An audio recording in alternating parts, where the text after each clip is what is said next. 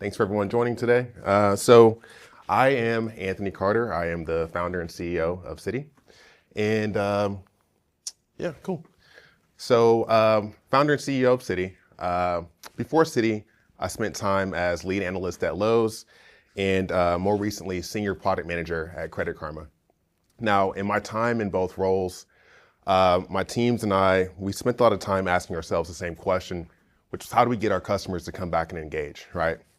And so when we think about that, a lot of business owners have the same problem, right? Small business owners, right? They're trying to figure out how to talk to their customers, right? And we see that done through marketing campaigns, whether it be email and SMS, but they have the same problems as large companies, but they don't have the same time, tools, and resources to solve that, right? And so that's the problem we're working on with Citi. Now, when we think about that, small business owners, they have different tools, whether it be CRMs, so relationship management with their customers. They have marketing platforms, like MailChimp, if you guys have heard of that. And then they also have POS solutions, right? Like Toast, Clover, Square, things that we all interact on a day-to-day basis, right? Now, the challenge is that data is siloed, right? The data lives in these different tools, and those tools don't typically speak to each other. They don't talk to each other. And so when we think about that, right, one of the challenges is that if a business owner needs to send a marketing campaign and they need to think about the activity of their customer and to make an informed decision, it's really challenging because those tools aren't connected, right? And so Citi aims to solve that. So Citi does that in a number of ways, but primarily the main thing that we're working on is our profile, our central profile. And what that does is it actually ingests data from different businesses, and we unify that data in a profile. And as businesses join our network, that profile actually expands to take on more data from customers and users, right? And so that gives us the opportunity to actually look at that data and understand common behaviors across customers and build out segments. And the thing that we're doing with those segments is actually making them portable and exportable to the tools and platforms that businesses use already, right? So like I mentioned, Toast, Clover, Square, which some of those have loyalty solutions. And then we have, marketing like MailChimp, Klaviyo, ActiveCampaign and such. And then there's also other standalone loyalty solutions too. But the point is that we build out our segmentation, make it portable and usable in the tools they use today. And then we also are exploring another solution, which is called Citi Reach. Citi Reach is our personalized assistant that when rolled out and when used by customers, it actually harnesses the full power of Citi. So what that means is that the personalization and the segmentation that I mentioned, that it can be used in other platforms, third-party platforms, we actually leverage that for ourselves and provide a turnkey solution for the merchants and businesses who aren't ready to connect to our platform. So a merchant can get up and running same day. They can provide their customer list, and we send out an invite to their customers. And those customers actually have a personal assistant that can be used anywhere in the country, right? And so what that looks like is actually learning about things to do in your area, right? It could be a restaurant, getting a recommendation. It's personalized, it learns your interests. And then we also do things like reservations, and we want to support ticketing as well. And so when we think about that, we're harnessing the power of Gen AI to drive recommendations, but ultimately AI and machine learning to build out that segmentation in the first place, right? And we use that, we get the full power of that in our platform, and we also make that data available for merchants in their platforms that they use today. So I'll actually circle back, thinking about some of those segments, right? We have examples of affinity cocktail and dormant 30 days. When we think about that, right, what we're saying is that a customer may have gone to different businesses and they may have, had cocktails to different businesses, but an individual business that they have not purchased a cocktail at may not have awareness of that, right? And so what we do is we actually build out segments that are attached to that customer's profile, and that segment can be exported to a mail tool, right, to target that customer for a cocktail, as an example. So in this case, a customer has gone to a bar over time. If we detected that they like cocktails, and so North Italia is offering them Negronis. this case. And then on the left side, dormant 30 days, we haven't seen activity within a certain neighborhood. And so we're telling North Italia that, hey, this person might be a good fit for re-engagement campaign. Right, model-wise, we're looking at SaaS, and then we want to explore usage-based fees, which means that as people use our tags, they pay. Early traction, we actually have some early paid commitments that are kicking off in November. I'm founder, full-time. We have a founding engineer, and then Xavier, our head of operations, and Ben Taylor driving sales. And so, like I said, early traction, we have some early paid commitments, and then we're actually working to raise. Now with those paid commitments, those are 12 months, and we have roughly 10,000 at the point of the slide, but roughly 15,000 customers of the businesses that are pending onboarding for our SMS solution. And we see those commitments on the low end, averaging roughly 2.5K annual. That's what we see to be the bottom end of our pricing. We're raising $1 million pre-seed, and so we've put together a little bit of capital so far. But we're continuing that raise on the VC circuit. So, yeah. Thank you.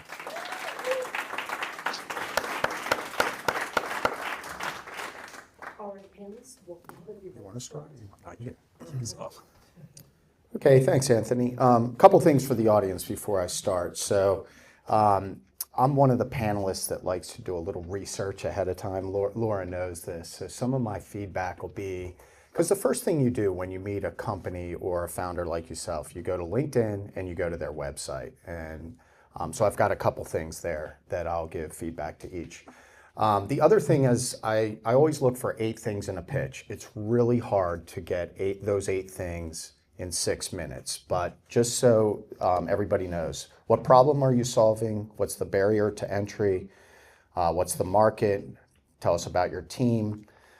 Tell us about competition, what differentiates your solution, how do you make money, and what is your traction? And I think you hit most of those things, but some of my questions may relate to that. So first thing on the pitch, obviously you're good presenter. On the slides, get rid of the slides that are all words. I find myself reading the words and not listening to you. So just make it, shorten it up, maybe put some pictures in there, but really it should just be a prompt for you to tell this story. And that's the other thing with pitching is if you can story tell, like I would have loved for you to open up and say, here's a personal story of where my data was spread across multiple platforms and this was the problem it caused for me, or maybe it was a problem that it caused for your customer. And that's why you started Citi. That would be an engaging story to engage the audience. The one thing you did do, though, that I really like is the use case. So you talked a little bit about, what was it, North Italia in the cocktail. Use cases are great because that allows you to visualize exactly what the solution is, the problem that you're solving. So I love the use cases there. All right, so now for my questions. So you talked about traction. And you have pilots. Are they paid pilots? They are, yes. Okay, and is that the 25,000? No, you have 25,000 raised so far. Yeah, it's 25,000 raised. The pilots are 12-month commitments paid. Okay. That's right. So this is a problem that's been around for a long time, is just disparate data across multiple systems. And so a couple questions related to that. The solutions that you saw in the marketplace, do they not effectively solve this problem? And is that why you started Citi? And if the answer is yes, then what is your differentiation to those competitors? Yeah, absolutely. So there's a couple of perspectives. So one, when we think about solutions, typically looks like what are called CDPs, customer data platforms, and they centralize data across tools, right? The tools that I mentioned. You can plug in different sources. And so that's fine, but a lot of those solutions are positioned at the enterprise level, right? So there's a number of players in this space, Segment being one of probably the more visible for a small business because they're owned by Twilio.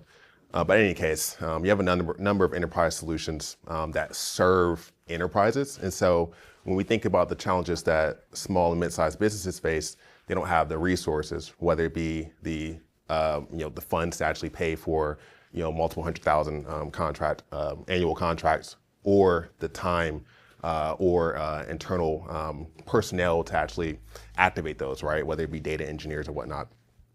And so there are solutions in terms of stitching together data, but they're not accessible to small businesses. And further, we want to compound that by actually networking our data across merchants. And so we take it a step further. So solve fundamentally, but then make it expand on that value by connecting data across merchants and across platforms. So I think I'd make that point up front that this is an SMB solution. So it solves the problem for SMBs, but it's also priced for SMBs. Which leads you to the next question. How do you make money? How are you pricing this? Is it a monthly subscription? Yeah, that's correct. So our pricing right now, so we're one of the wedges that we're exploring is actually replacing SMS blast solutions, right? So when we think about that pricing, it's month to month, but that pricing looks like $200 to $300 a month for like the top end solutions. And then we also, through our SMS product, are supporting or intend to support reservations and whatnot. And so then we look to OpenTable and Resi in terms of competing in that space, which looks like a similar price range, although they do front of house solutions. And so we want to replace the reservation component as an add-on to like our core SMS capability.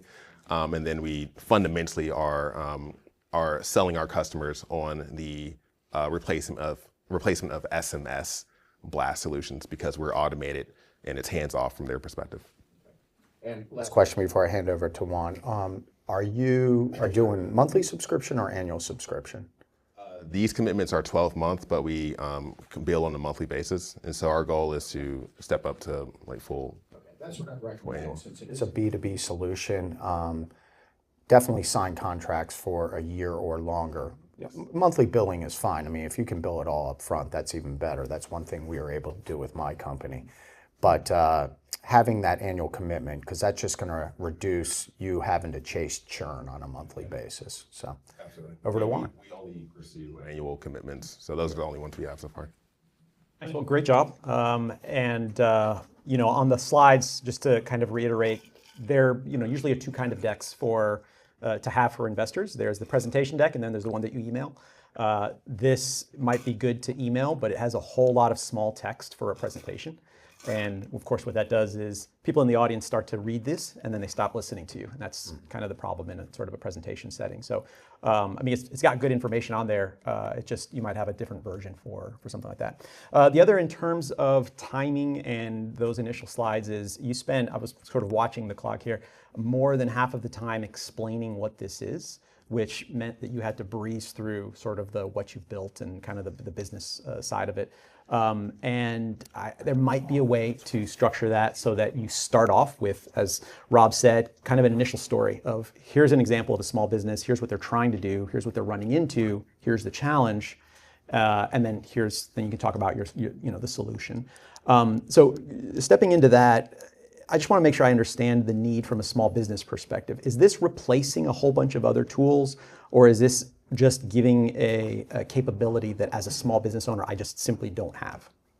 Yeah, so it's a combination, but primarily the latter, right? So the core problem solve is the stitching together of data and pretty much allowing the business to target their customers better, whether it be understanding what messages are appropriate for certain customers or actually personalizing messages, right? So there's that.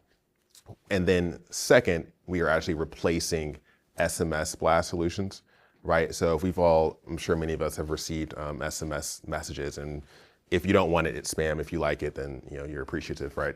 And so we want to expand on that, reduce the spam, and make those messages delightful. And so that's something that we're replacing, and we see opportunity to extend on that in terms of marketing solutions, leveraging the power of our data. Measuring the need or the potential market. Maybe you can go back to the market slide just to. Yeah, I think we actually omitted the full market slide, but in terms of the market, right? So this 30 million actually looks at all the SMBs and the small and mid-sized businesses in the country, but really when we look at the relevant businesses to our entry into the market, we're focused more on lifestyle. So that's going to be related to like dining and wellness. Right, so you can probably cut this number into like a third roughly, but Charlotte-wise, you're looking at roughly 5,000 to 8,000 businesses that may be relevant across the Charlotte region, and then that expands to Raleigh and Durham, and then once you get to like the Southeast, you're looking at maybe closer to like a million plus, and it expands from there. But that's how we identify the relevant businesses for our market by tying it to lifestyle and the things that customers would do frequently, dining, entertainment activities of that nature. Yeah, so I would recommend having some, you've got some information, but a slide that focuses on what that potential market could be. And I am personally a big fan of sort of the bottom up rather than sort of that top down, because the amount of pitches that we hear that say we sell to small businesses, there are 50 million small businesses or whatever, it's a lot, and it starts to lose sort of its meaning after a while. But if you can go bottom up, like, hey, we're going after Charlotte small businesses, specifically restaurants and such and such. This is how many of those currently use Toast, Square, Clover, if you have access to that. This is how many are trying to hack things together with Zapier, for example. Tell us who that hot market is initially, and then you can talk about the potential for that to scale into other communities, other markets, other industries. But that gives me a better sense of how big your immediate market is now, what you can realistically go after, and rather than sort of the starting at the top, if that makes sense. Sure. Yeah, please. Sure. So on that point, that makes sense. I live in Charlotte, but if I'm in a different city, what is the right anchor in that case? Is it just starting small, but geographically, do you shift like a different geographic area depending on where you're pitching at? Yeah, you got to go wherever you're tackling first. If you're tackling a different market, then that's great. You don't have to necessarily be there. But if you're saying, look, we're here, but we're going to go tackle Atlanta first, then that's fine. Give me the numbers for Atlanta. Give me something that tells me this is who we have on our list right now that we're actively going after that has a high chance of being interested in this for XYZ reason. I don't know, Rob, do you want to comment on that at all? Or? Yeah, I would say, since you're going to be targeting the Raleigh, the Atlanta, Charlotte, go with the Southeast region, measure the number of businesses in that region, and then talk about your pilot or your beta region. So we're going to start in Raleigh, Atlanta, Charlotte, but we're targeting the entire Southeast, and this is what the numbers look like. That's the way I'd break it down. And I just got the "we're at time" message, so everybody give it up for Anthony.